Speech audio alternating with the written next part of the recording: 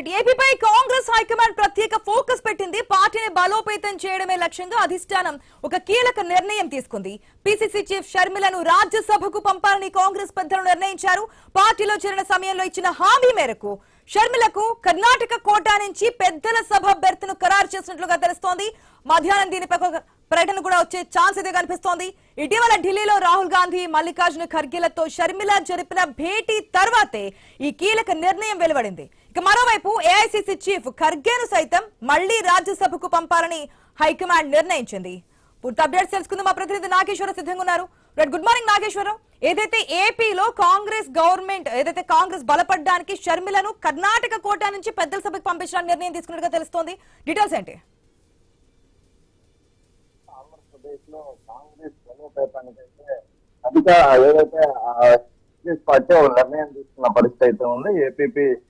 ACB ఏదైతే PCC chairman ఏదైతే YS Sharmila రెడ్డిని అయితే కర్ణాటక నుంచి రాజ్యసభకు పంపించేందుకు కాంగ్రెస్ అధిష్టానం నిర్ణయం తీసుకున్న పరిస్థితి అయితే ఉంది. ఏదైతే ఏపీలో కాంగ్రెస్ కు సంబంధించిన ఎమ్మెల్యేలు ఎవరూ లేకపోవటం, ఇక్కడ పార్టీ డల్ గా ఉండటం దీనికి ప్రధాన కారణం. అక్కడ ఏదైతే దీనికి సంబంధించి ఆమెను రాజ్యసభకు పంపి ఆంధ్రప్రదేశ్ లో కాంగ్రెస్ పార్టీని ఆంధ్రప్రదేశ్ కి సంబంధించిన సమస్యలను కూడా పెద్దల సభలో ఆమె వివరించే విధంగా అక్కడ ప్రశ్నించే విధంగా ఉండే విధంగా నిర్ణయాలు తీసుకున్నట్లు తెలుస్తుంది. దీనికి సంబంధించి మొత్తంగా వైఎస్ షర్మిలారెడ్డి అయితే మొన్న ఏదైతే రాహుల్ గాంధీని అలాగే మల్లికార్జున ఖార్గేని అయితే కలిసిన పరిస్థితి అయితే ఉంది. దీనికి సంబంధించి ఆమె 2 రోజుల క్రితం కలిసిన తర్వాత ప్రస్తుతం ఈ రోజు మధ్యాహ్నం దీనికి సంబంధించి పెద్దల సభకు పంపించే విధంగా నిర్ణయం తీసుకున్నట్లుగా కూడా తెలుస్తుంది. అదే విధంగా చూస్తుంటే మల్లికార్జున ఖార్గేని కూడా మళ్ళీ పెద్దల సభకు ఆయన కూడా పంపించే అవకాశం ఉన్నట్లుగా తెలుస్తుంది. అదే విధంగా చూసుకుంటే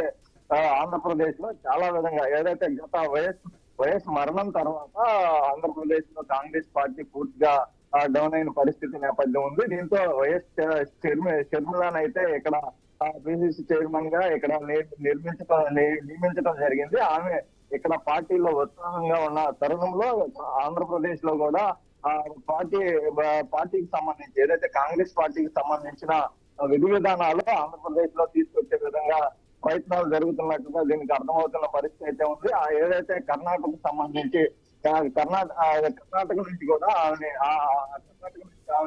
పెద్దల సభకు పంపిస్తే కనుక ఆంధ్రప్రదేశ్ లో జరుగుతున్న పరిణామాలు ఆంధ్రప్రదేశ్ కి సంబంధించిన రాజధానికి సంబంధించిన అంశాలు కానీ అలాగే దీనికి సంబంధించి ఏదైతే వైఎస్ జగన్మోహన్ రెడ్డి గతంలో చేసిన పాలనకు సంబంధించి అంశాలపై కూడా ఆమె మాట్లాడే విధంగా అవకాశాలు ఉంటాయి కనుక ఆమెని పెద్దల సభకు తీసుకుంటున్నట్టుగా తెలుస్తుంది. అదేవిధంగా ఆంధ్రప్రదేశ్ రాష్ట్ర అభివృద్ధి కోసం కూడా ఆమె అనేక నిర్ణయాలు పెద్దల సభ ద్వారా ప్రభుత్వానికి తెలిపే విధంగా నిర్ణయాలు ఉంటాయని కూడా కాంగ్రెస్ భావిస్తుంది. అదే విధంగా దీంట్లోనే భాగంగానే కాంగ్రెస్ పార్టీ బలోపేతం ఏదైతే ఆంధ్రప్రదేశ్ రాష్ట్రంలో మొన్న ఏదైతే కాంగ్రెస్ గత ఎన్నికల్లో వైఎస్ షర్మిలారెడ్డితో అధ్యక్షతగా ఉన్నా కూడా ఇక్కడ పార్టీ ఎలాంటి ఉపయోగం లేని తరుణం ఉంది. ఈ నేపథ్యంలోనే ఆమె పెద్దల సభకు పంపిస్తే కొంచెం గౌరవంలోకి సంబంధించి కానీ అంశం కానీ అలాగే దీనికి సంబంధించి ఆంధ్రప్రదేశ్ లో పలు విధానాలకు సంబంధించిన అంశాలు ప్రస్తుత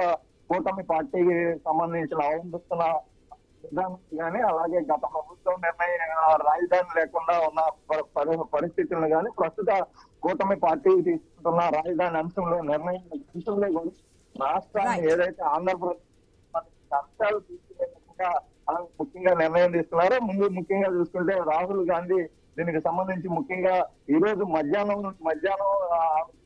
అయితే రాజ్యసభకు మొత్తం విధంగా వెళ్లే అవకాశం ఉన్నట్టుగా తెలుస్తుంది. అదేవిధంగా మల్లికార్జున ఖార్గే పంపించడం మనకు తెలుస్తుంది. Right, thanks for the update Nageswararao.